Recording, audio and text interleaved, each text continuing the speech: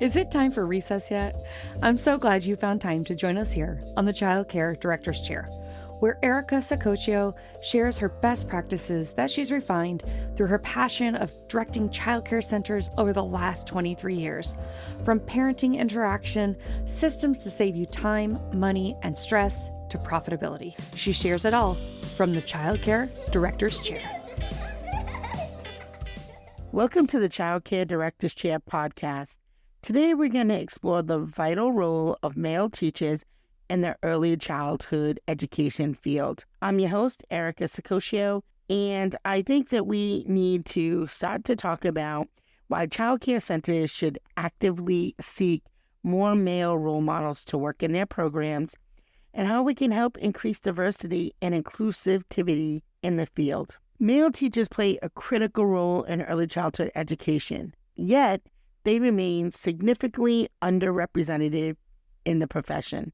Today, we'll explore the importance of male teachers, the pros and cons, and how child care centers can actively recruit and support male educators. Now, you might be thinking, well, Erica, you're not a male educator, so what made you think about talking about this topic? Well, as a child care center owner, I am lucky enough to have several men employed at our school. Now, since I started in the field of after school, I have been working with male educators for a very, very long time. Typically, they will apply our after school program or summer camps or van drivers in droves. But when it comes to working in the early childhood setting, not so much. I really want to start to advocate for change for that because I think it's important for children to have great role models of all different variety and diversity in our program. So let's start with discussing the importance of male teachers in the early childhood setting. Children benefit from exposure to diverse range of role models, including both male and female teachers. Male teachers bring a unique perspective, skills, and experiences to the classroom, enriching the learning environment and providing positive male role models for children, especially those who maybe don't have male figures in their lives. And even if they do, isn't one role model, is that enough, or would you want more? I also think that because they are underrepresented, teachers in the early childhood field possess challenges as well as opportunities. One challenge is societal stigma and stereotypes that discourage men from entering the field of early childhood education. Misconceptions about gender roles or concerns about working with young children can deter men from pursuing careers in childcare. Despite these challenges, there are numerous benefits to having male teachers in child care centers, some that I have seen firsthand. So, as I said, there are several men that work in our program, at our after-school program, including my nephew, my daughter's fiance. There are some uncles that also have worked in our program, and my husband had worked there for many years, which is funny because, hey, you. Yes, it's Erica. So I'm going to make a really quick announcement. I feel like there are some of you out there that are running someone else's center and you're ready to run your own. Well, I'm here to tell you you can do it. And our friends at thrivingchildcare.com also know you can do it as well. So hop on over to their website and look for the Create a Plan for Your Success, which is a playbook on opening up your own center, putting together a business plan. You can even get it downloadable and you could have it in your hands today. So make sure you use our special code. It is Child Care Podcast, all capital letters. Again, visit thrivingchildcare.com and let Adrian know Erica says hi. he really related to some of the kids who some of the teachers couldn't relate to. And also, I feel like they bring a little bit of fun into the work environment. They definitely relate in many cases to the children. I know there's one student in particular that really loves Star Wars, and my husband loves Star Wars, and they would talk about Star Wars books and movies and characters and things like that. The same thing with Mr. Shea, who I actually asked him to come on our show. He's going to be a guest in probably the next upcoming week. That's my daughter's fiance, and he's certainly younger. He's in his 20s.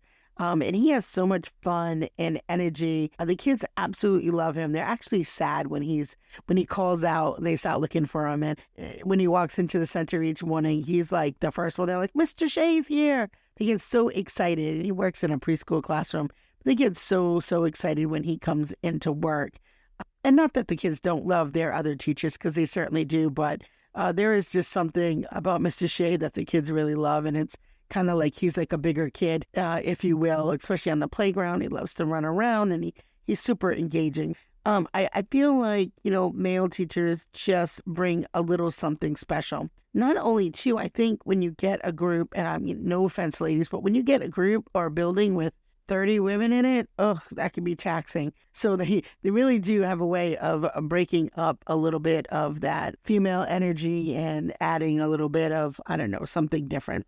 So let's explore how child care centers can actively recruit and support male educators.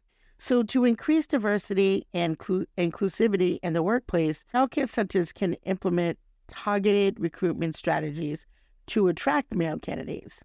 This may include reaching out to local colleges and universities, partnershiping with community organizations, and advertising job openings in male-dominated fields such as sports and recreation. Again, I'm certainly not implying that you only hire one gender over the other. What I'm suggesting is that you make sure that you have a good mix. And so, I think being strategic about where you place ads, not just on Indeed, but, other places, especially, like I said, summer camp. I have a slew of educators that apply for summer camp jobs.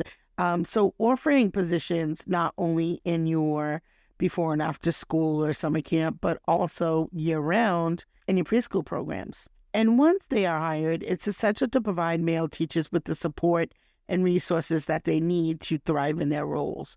And this could include mentorship programs, professional development opportunities, and ongoing trainings on topics such as gender bias and inclusive teaching practices. Let's also talk about or discuss how child care centers can create a welcoming environment for fathers and male caregivers. And I've seen a huge change, and I love it, a huge change in my 23 years working as a child care director. I'd say when I first started, we would only see, I don't know, maybe 10% of drop-offs and pickups were dads. I think where I would mostly see most of the dads at like family events, when we would have events at the center. But primarily the moms were doing the tours, and the moms were doing a big bulk of the drop-off and pickups. Now, this is not my opinion. This is a fact. And of course, that will change from area to area and center to center. I'm just talking about my own personal experiences. Fast forward to probably, I'm going to say maybe 2018, 2007. We have now an influx of dads coming into the program. A lot of them even doing the tours, or certainly part of the tour when families come in to visit the center. I say we have one location. I think we might even have more dads dropping off and picking up than we do moms. So whenever the shift is in the culture is great. But wouldn't it be nice for when a father is picking up at a center to also have male teachers in the program who are helping guide the program, helping communicate? I think it's just great, and it's just another level to help people feel welcome and included. So I think that is something to think about. So when you're creating a welcoming environment for fathers, maybe you could start with fostering open communication, collaboration between teachers and families.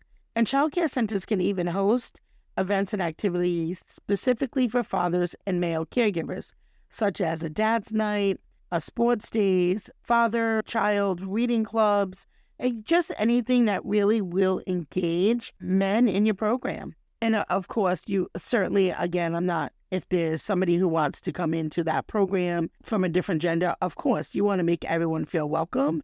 But I just thinking being strategic and being intentional about making sure everybody is included. And that would be, across the board. Additionally, childcare centers can incorporate positive images of fathers and male caregivers into their curriculum, into their classroom materials, and helping children develop an appreciation for diverse family structures and gender roles. So before we wrap up today, I want to give you some reflective questions for you to consider. How diverse is your teaching staff at your center? And what steps can you take to increase representation of male educators? Think about what biases or stereotypes that you hold about gender roles in your early childhood education program, and how can you challenge yourself to overcome them if you find that you're maybe not as diverse as you thought you were. How can you create a welcoming and inclusive environment for fathers and male caregivers at your center? So I think this is a topic we'll probably talk a little bit more about. Well, I know we will. And, expand on that. And let's figure out a way to get everybody actively involved in what's going on in the ECE field. I think even if you're the younger generation and you're scrolling through social media and TikTok and all the platforms, one of my favorites is the childcare whisperer. He's amazing. He is so engaged, so energetic, so passionate about what he's doing in the field, and I love seeing it. Shout out to you there. So that's it for today's episode on the Childcare Directors Chair podcast. I'm Erica Sacoccio, and until next time, let's continue to keep breaking down barriers and fostering diversity and inclusivity in the field of early childhood education. And as always, remember, it's the little details that make a big difference in the success of your childcare business. Well, all the cute little kiddos have been picked up and it's time to go home. And that'll do it for another episode of the Child Care Director's Chair. Please leave a review so Erica knows the information is helping you to manage and improve your childcare centers. Remember to subscribe to get the latest episode from Erica's Child Care Director's Chair.